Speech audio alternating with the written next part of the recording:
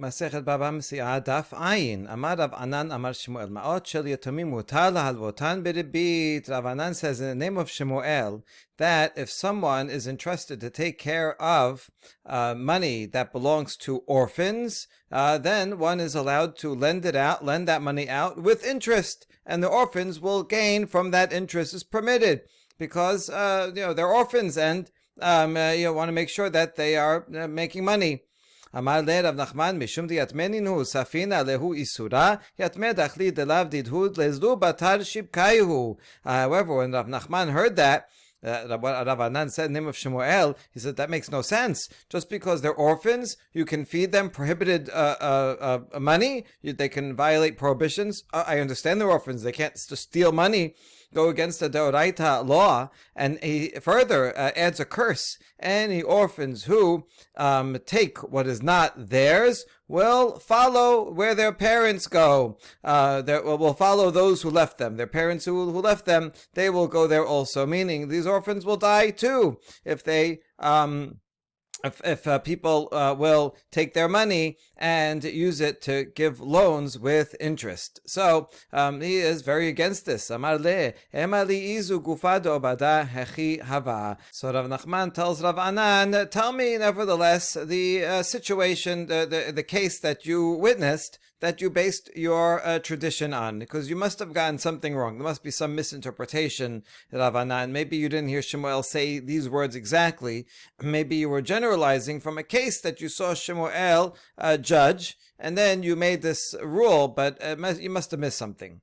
Amar lehu duda tibne mor ukva dava be mor Shmuel takil v'yahible v'takil v'shakil le. So Rav Anan says, I'll tell you the case. One time there was a kettle, this is like in Hebrew today, dud shemesh, to heat up water. So there was a kettle that belonged to the children of Mor Ukva. They were orphans. And Mor Shmuel, he had this kettle and was taking care of it on behalf of the orphans. And he would weigh it and then rent it out to someone who would use it and pay rent. And then he would weigh it again when he got it back, and he would see how much it reduced, how much it depreciated. It's a copper kettle, and every time you use it, a little bit of the metal rubs away, and now it's more depreciated. So he would charge the Modukva on behalf of the orphans, would charge the renters a rental fee and also depreciation. Shakel agra v'shakel pachta. He would take the rental fee and he would also take the amount of depreciation. And so you see that once you're taking depreciation, that is like a loan, right? Because the person getting the item is fully responsible for it. So this is a loan, and they're also paying for rent, so that's interest. So you see that he did that. Now, generally we say, I agra la pachata, vi pachata la agra. As we said in the daf yesterday, you have to pick one or the other to make it a proper deal. If you're taking rent, then you cannot charge depreciation. If you're taking depreciation, then you cannot charge rent. Yet, Mor Shmuel did both, which is a form of taking interest, even if not deoraita, at least the Rabbanan, and he did it. It must be, how could he do that? It must be because it was on behalf of orphans. So you see that you're allowed to take interest to benefit orphans. Rav Nachman said, you misjudged the situation. If you're doing it in a situation like that, even an adult, zaken, zaken, even an adult, not only for orphans, even an adult is allowed to do that. Because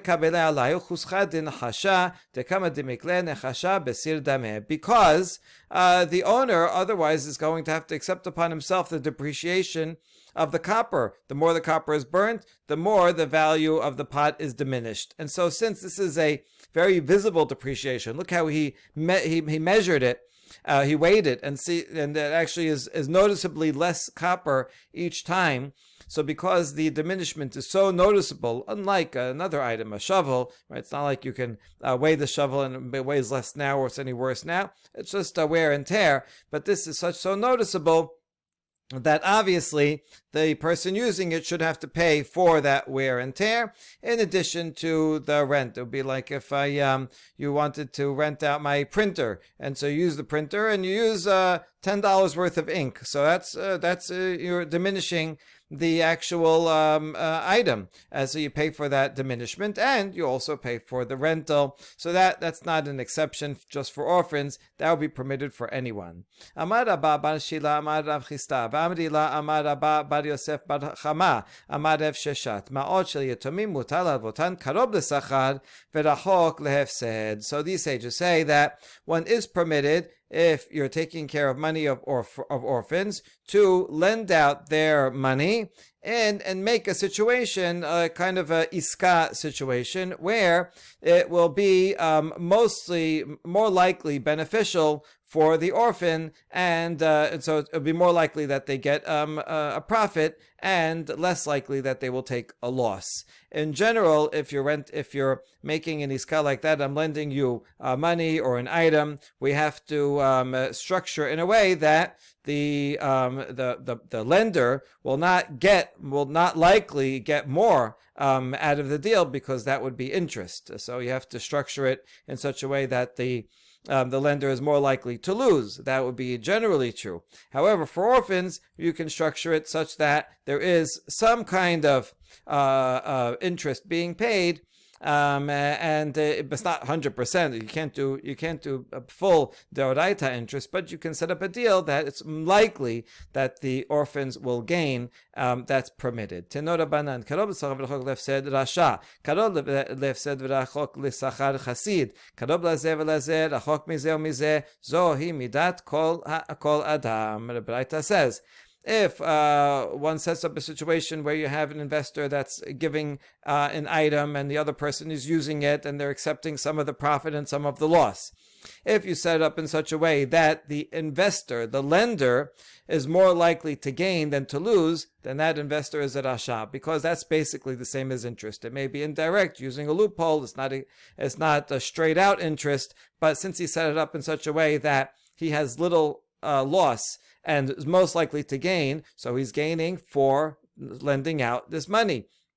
So that person is called a rasha. If he sets it up intentionally the other way around, to make sure that the borrower, or the worker, he is likely to get the profit, and the lender, investor, is more likely to lose than to gain, then that person is a chassid, basically giving a loan. The ideal is just to give a loan, free loan, without getting anything back at all. Okay, but if you want to structure it that you get something back, some amount of the profit, fine, you can do that. A little bit of profit, but as long as it's tilted towards most of the profit is going to the worker and most of the loss will be borne by the investor, that person is a chassid. He's really, it's almost like charity by helping out the person, but you're doing it through a loan, but you're making the terms favorable to the borrower. That's a pious person. If it's equal to this way and that way, that's the normal way that most people do business, that both sides are equally likely to gain and to lose. Now that we mentioned orphans, Rabba asked Rav Yosef, what should we do with money that belongs to orphans, right? We want to make sure to take care of it responsibly, and they have expenses while they're growing up, so the inheritance will have to take care of the expenses. You don't want to deplete the expenses, so you want to invest it, but you don't want to invest it in something risky that you can lose out. If you take their money and invest it in a piece of land or some item, and then that land gets repossessed by some other creditor, now they lose out their money. So you want to be safe, but you also don't want them to, but you do want to invest it so that it doesn't totally diminish. So what's the best way to do that? Says this is what we do.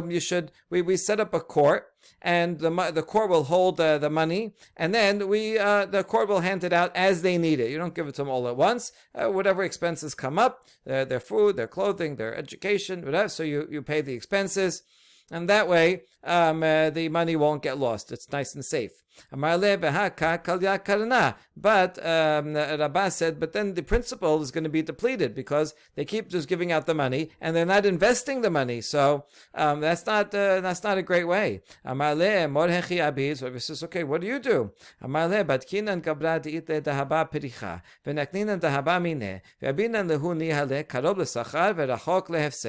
Here we go and find someone who has scraps of gold. Why scraps of gold? Because that then we know that he doesn't. This is not an item, a deposit that he's holding that someone else is going to go take back. If this guy owes money and he doesn't pay the money, then this item is going to go back to someone else. So since it's scraps of gold, so nobody else owns it, but he has something that's worth that's valuable. Now we buy those scraps of gold with the money of the orphans, and then we give that scraps of gold back to this guy with terms, so that the orphans are the owner investors. And they would say, listen, here, you take care of this gold, go and sell it and buy it and make investments, and you get some of the profit and loss, and the orphans will get some of the profit and loss. But since it's for orphans, we give the orphans more of the profit and less of the loss. And since it's for orphans, that is permitted. So basically, the orphans are lending out their money. They're providing capital in the form. We do it in a roundabout form that they buy the gold and then lend out the gold. Okay, but that's still a loan. So they're providing the capital. The guy who they find, a trustworthy person, he will be the worker to take care of it, and the orphans will get most of the profit. That's good. It's pretty safe. And that way, the money is being invested and increasing. But we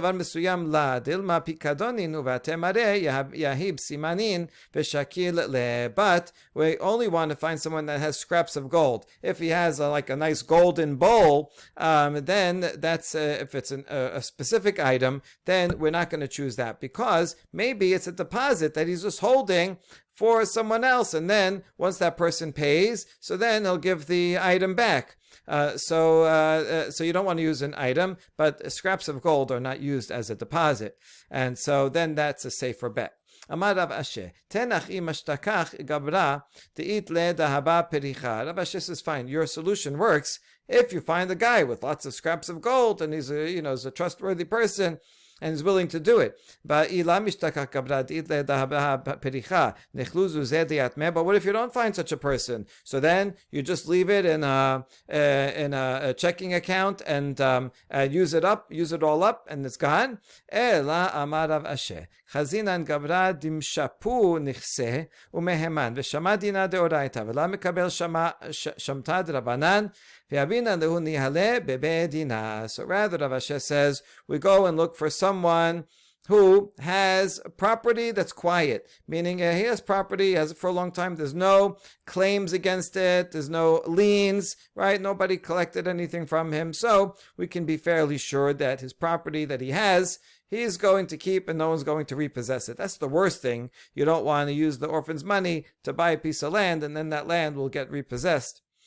So also this person should be trustworthy. He follows the Torah laws. He hasn't been excommunicated by the sages. He follows what the rabbis say as well.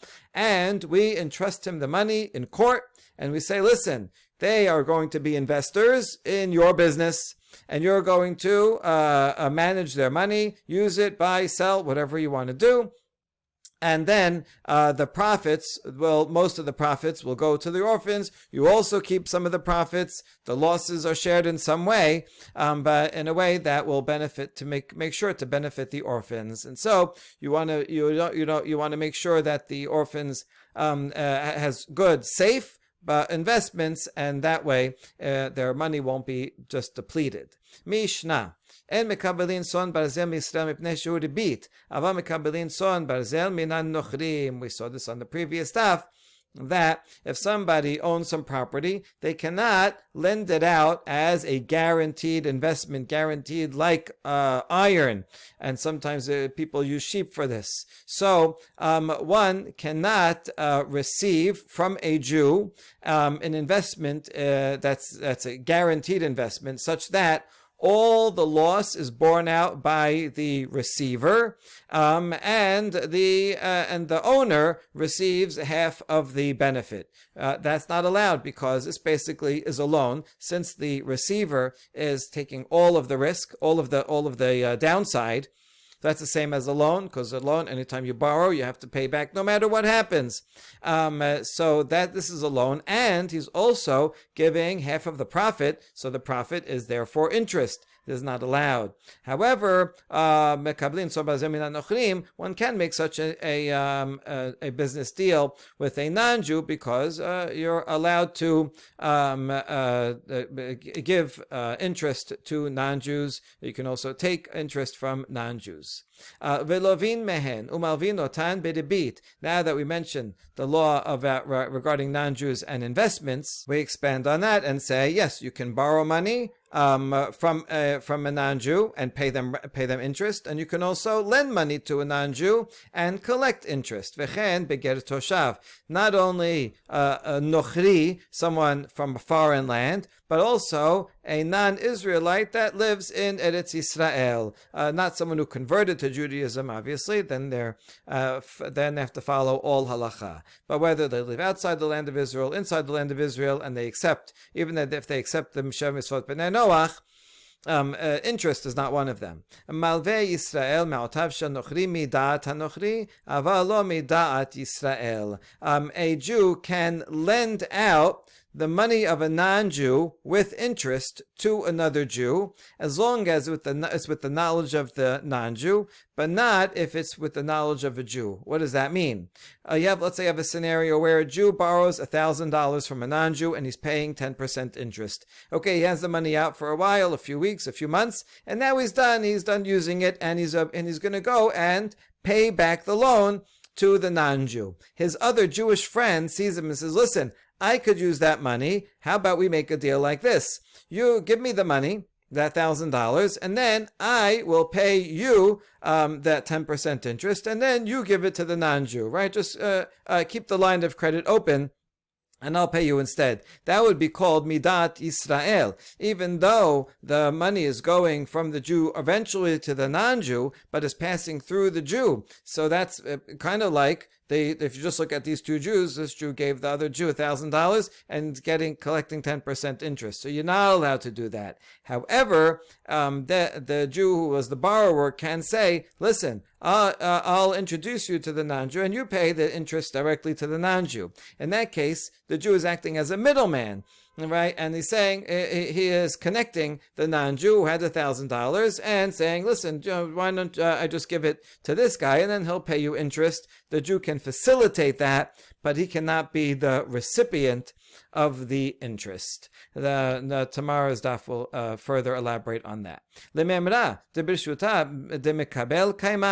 it's a question back on the son barzel. So we said son barzel, since the receiver is accepting upon himself all of the risk of loss, so that it's like it's his, right? So it's rented out, and you rent something out, so then the receiver, the renter, it's theirs for all purposes during the time of the rental. So you're saying that now this is in the possession of the recipient because he's accepting all the loss. Is that true? Urminhu. Hamekabel son barzeh min hanochrim veladot peturin min habechora. Mishnah in Masechet Bechorot says that if a Jew borrows a son barzel, he borrows sheep or animals from a non-Jew with terms that are son barzel, such that the Jew takes upon himself all of the risk or whatever happens to the animals, and let's say they give birth, so that Jew does not have to give the firstborn to the Kohen as Bechor, because the law of Bechorah only applies to animals owned by a Jew, but animals owned by a non-Jew are not subject to the law of Bechorah. So we see here that the Jew, even though they're son bazel and he accepted upon himself all of the responsibility, he's not considered the owner. However, regarding the beat, he is considered the owner, and it's like a full rental, so or like a loan. So which one is it? Amar Abaye la kashya ham de kabel ale unse vezola had la kabel ale unsa vezola. Abaye explains, no, there's no problem in Mishnah Bechorot. That's where the owner accepted upon himself some of the responsibility, at least for accident and depreciation. So it wasn't fully a guaranteed investment. But the Jew accepted upon himself a lot of the responsibility, but not fully, and that's why we still say it belongs to the non-Jew, and he doesn't have to give the bechor. Whereas our Mishnah is a case where the owner did not accept upon himself any responsibility at all for any loss, not even accident or depreciation, and therefore, since the renter accepts upon himself all the loss, he's actually not like a renter. He is a borrower, and there, since he's a borrower, then and if he also then gives money over profits to the owner, then that would be considered interest. So Abaye says there's a difference between the cases, although that difference is not stated in either Mishnah. Now we challenge that.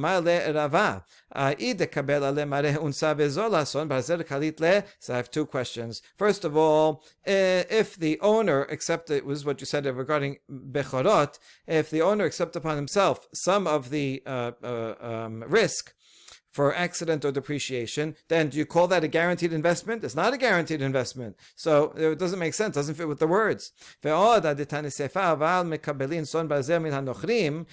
regarding our Mishnah has a Resha and Sefa. It says it's not allowed regarding if you do this with a Jew, it is allowed if you do it with a non-Jew. So it's contrasting a case that's not allowed with a case that's allowed. But usually a Mishnah, when it's making a contrast, wants to make a close contrast to show you exactly where the dividing line is, and use a case that's the most similar.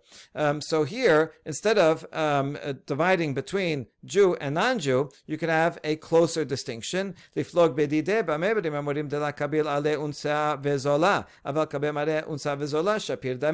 say, when is it not allowed to do this kind of deal? Only if the owner does not accept upon himself any responsibility, not even for accident and depreciation, then that's considered a loan, and he cannot pay anything that would look like interest. However, if the owner accepts upon himself something, just accident depreciation, then this arrangement would be permitted. So the Mishnah should have mentioned this rather than jumping to a different case of a non-Jew, and therefore Rava says, I have a different solution. Ela amar Rava, idi v'idi de la kabil ale mare unsa vezola. Both the Mishnah here in Baba Mesia and the Mishnah Bechorot are where the owner does not accept upon himself any responsibility. The receiver has all the responsibility for loss.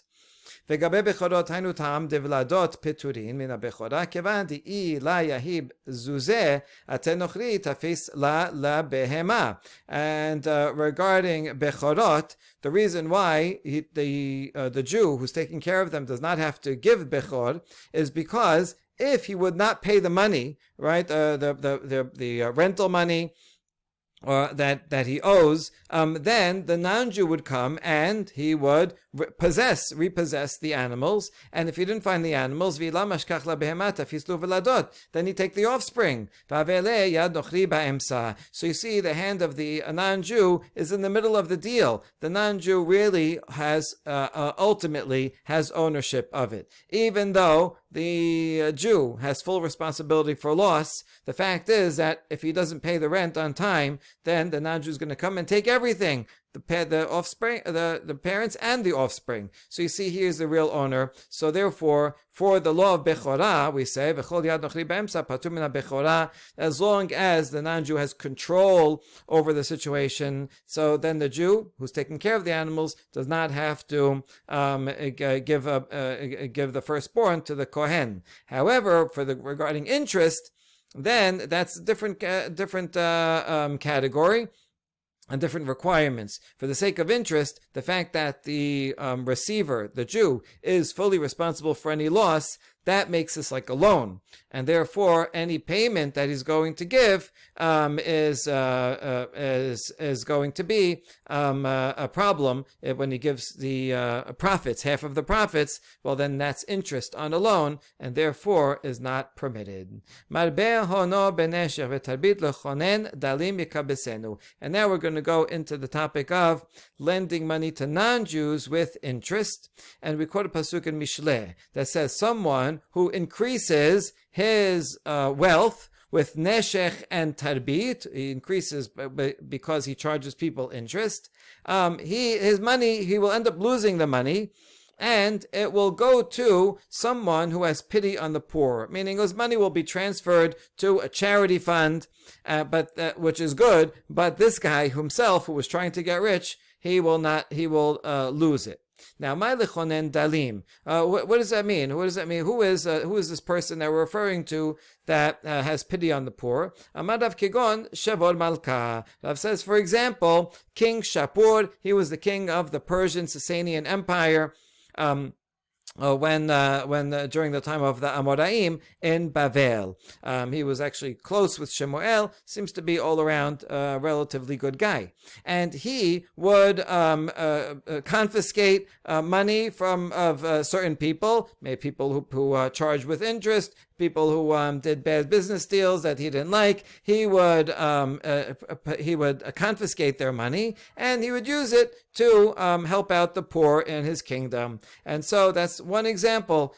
So King Shapur was a kind of Robin Hood, and take from the illegitimately rich and give to the poor. So don't bother trying to charge interest, because it's not going to help you anyway. Amar Rav Nachman, Amar li huna, lo nisrecha ela dafilu l'rbit de nochri. So Rav Nachman says this pasuk is not only talking about someone who charges a Jew with interest.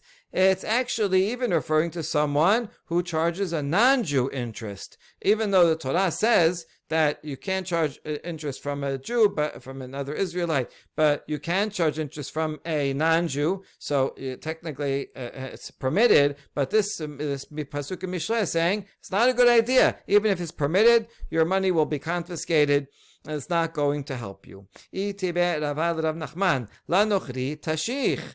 My tashich lav tishoch. So Rava challenges Rav Nachman. Look at the pasuk. The pasuk says, to a Gentile, you either may or even should charge interest. So this stuff is totally permitted, right? What does the word tashich mean? Isn't the same as tishoch, meaning to take interest? And we answer no. La tashich. It means that you must pay interest to a non-Jew. La nochri tashich. It doesn't mean collect interest. You should not collect interest from anybody, Jew or not Jew. La nochri tashich means that if you take a loan from a non-Jew, then you should make sure to pay him interest. We ask on that, La sagid elav hachi, do we really need a pasuk like this, that what, you have to pay interest to a non-Jew? I mean, what if he doesn't want it? What is this pasuk adding? It's a commandment? La puke achicha de la. No, it's really the inverse of this commandment that we're really interested in. It's saying, pay interest to a non-Jew. That's fine, in order to imply that to exclude your brother, another Jew, where you cannot take interest. It's saying it's fine to pay interest to a non-Jew, so that we get the hint that you cannot pay interest to a Jew. Achicha behedya katabe ulachicha lo tashich. Wait a second, we don't need that pasuk to tell us that, because we have another pasuk that says explicitly that to your brother you shall not lend with interest. That means you cannot even, we're saying tashich means to pay. So that means that you cannot pay interest to your brother. Not only can the lender not collect interest, the borrower is not allowed to pay. So we already know that from this lo ta'aseh. And the answer is la'avod alav ba'aseh ve'lo ta'aseh. And we have both pesukim, la nochri tashich, that is a positive commandment to say, only pay interest to a non-Jew, but not to a Jew. So if you would pay interest to a Jew, you would violate that mitzvat ta'aseh, as well as this mitzvat lo ta'aseh. Baruch Adonai le'olam. Amen ve'amen.